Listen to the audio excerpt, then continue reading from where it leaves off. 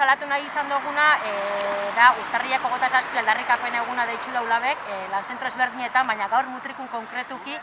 kontserberetan langilea jasaten ari diren lan baldintza prekarizuen egoera salatzen nahi izan dugu. Gehienak emakumeak dira, beraz, bi aldiz erasotuak diela esango ginuke, emakume izatiagaitxik eta langile prekarizatuak izatiagaitxik, eta aldarrikatzen duguna da lan baldintza duinak aplikatzea. Bai, langile hauek hitzarmen estatala dauke, ez dauke hitzarmen sektorialik edo herrialdekoi, orduan soldatak oso baxuak dira, 800-900 euro hilabetera ez dira ailegatzen,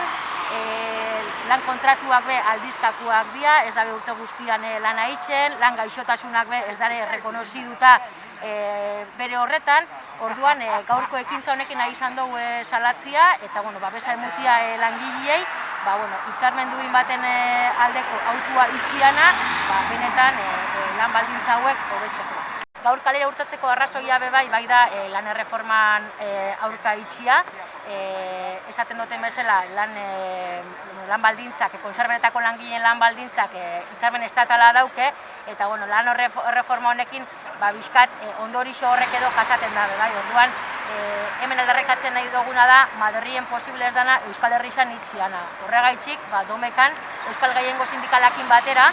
dauko deitzuta hiriburutan deialdixak eta animatzen dugu jentiak bat itxera mobilizazio horrekin.